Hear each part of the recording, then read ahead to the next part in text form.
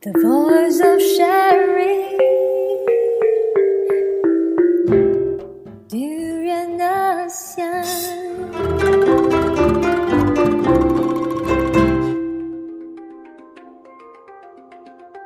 Hi, this is Arlene Tan, host for Durian ASEAN, where we discuss critical issues on Southeast Asia.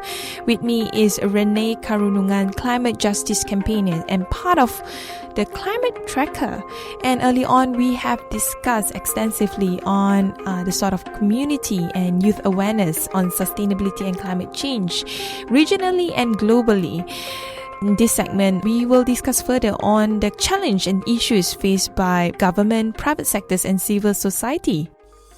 The Durian Heat, bringing big ideas and critical opinions in Southeast Asia. Renee Karunungan, when it comes to challenges and issues, what are the main challenges that your organization are facing right now? Challenges that our organization is facing right now, there's a lot.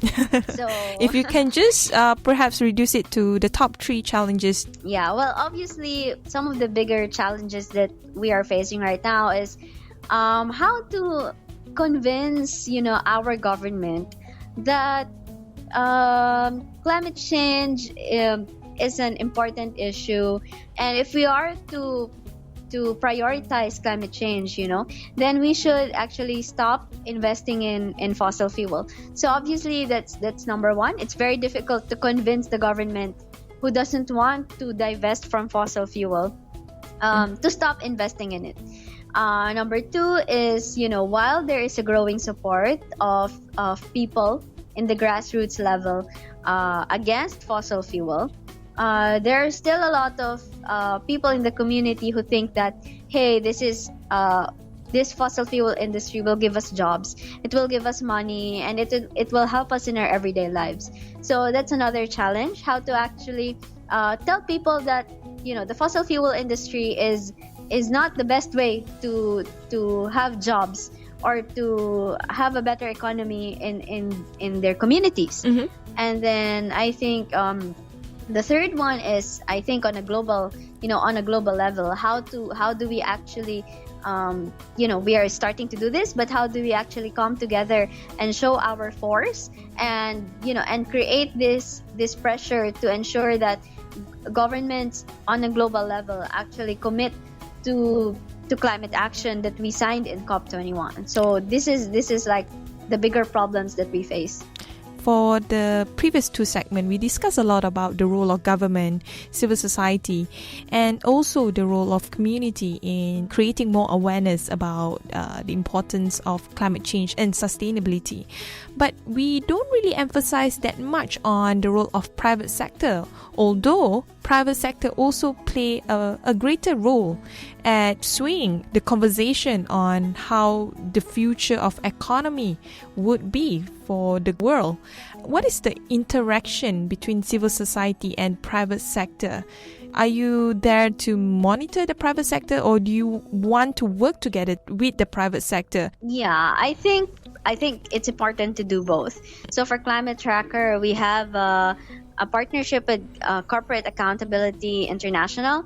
So in COP21 in Paris, we actually had a campaign because a lot of these fossil fuel industry actually sponsored COP21. Mm-hmm. And for us, it was very ironic how the UNFCCC would actually allow fossil fuel industries to sponsor COP21. And, they would say, that's because we have to work together and, we have to ensure that even the private sector is included in this dialogue. But we know that we have to work with the private sector because they are investors, they fuel the economy, and we cannot deny this, but also we have to monitor them. So we are here to ensure that the private sector actually is on the same page when we talk about climate action. So the fossil fuel industry, for example, it's obvious they will go bankrupt if they keep on investing in fossil fuel industry, because this is not the way to go, and we have to tell this time and time and again to the private sector. Hey, if you want your business to continue, then start investing in renewable energies, stop investing in dirty energy. So it's a two-way street. We have to have a good relationship with them because we are the ones that can actually influence them, you know. But at the same time, we can't just say yes to everything they say. We have to tell them, hey, stop investing in dirty energy and start investing in renewables and all these things. So it's very difficult and it's very complicated, but yeah, these are the things that we have to do. But it's a job needs to be done. But when you talk about private sector, especially monitoring the private sector, perhaps you can give the extent how much control they have over the government or governments. They have a very big influence, you know. Especially because, again, they fuel the economy, and I think a lot of governments are quite scared to lose this investment. Just quite recently, just yesterday, I actually read that BP, the oil company in Europe, threatened to pull out all of their investment if the EU signs like this paper that says that, you know, that I think makes their commitment to mitigate carbon emissions higher. And BP threatened to pull out all of their investment, and now EU is like, okay, maybe let's just not continue with our climate plans. So, you know, this is how much influence they have on governments. They can just say, I will stop investing in you, and the government will be like, okay, just kidding, we're not doing our climate plans. It's going to be a tough job because they are the ones that bring money to the economy. That's true. And to be fair with the government, energy consumption in Southeast Asia will only increase rather than decrease. Yes. So how can the government make choices when their hands are tied? Actually, for me, it's like, will you? It's a choice of morality for me, I guess. This is why, for me, climate change is not just, you know, a political. Of course, it is a political issue, but it is also like a morality issue. You know, governments will have to think, you know, will I actually invest in energy that harms my people, even if it gives us a lot of money, but harms us eventually, you know, kills us all probably because of climate change impact? Or will I start investing in renewable energy, which will be very difficult? It will be a very rough road. It will not be as fast as we want it to be, probably, but will have long-term benefits for my people. So, you know, governments cannot just think short-term. Like right now, fine, fossil fuel might be beneficial because of all its, you know, economic impacts, will give us a lot of money.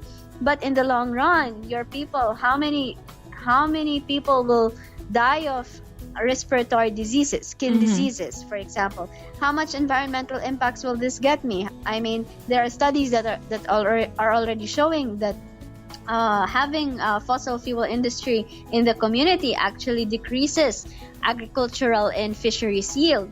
So, you know, how much are we willing to exchange for money? I mean, for me, that's just a question of morality. With the private sector also, I just want to highlight one thing that we spoke off air when it comes to climate deniers. You mentioned that majority of them are sponsored by fossil fuel companies. But they make a sound claim about climates have been changing all the time. How is it different from previous times? You know, a lot of these deniers say, oh, well, climate change is a natural, you know, it's the Earth's natural way of processing itself. And that is true up to a certain point, you know. Climate change is natural. That's why we had the ice age, you know. But these changes in the climate happened over thousands of years. But right now, the difference is the climate change we are experiencing now, we are experiencing in a few decades only. So, and this happened, you know, I have friends who are archaeologists and they studied like in anthropology, like how when humans started developing, you know, during the early 1800s or 1700s, when we started our industrial revolution, that actually we have what we call anthropogenic climate change, where climate change now is already caused by humans. Because if you see, if you just even watch Al Gore's presentation, then you know how much carbon emissions we've contributed in the past decades, you know, compared to the thousands of years the Earth has existed. So we can't deny it. And there are a lot of research on this already. Climate deniers would say, hey, it's not real. The climate research, scientists don't actually say it's man-made, but it's actually real. If you look for more papers that talk about this. Okay, thank you very much, Renee. Thank you. You're now listening to Durian ASEAN, the voice of discovery and sharing.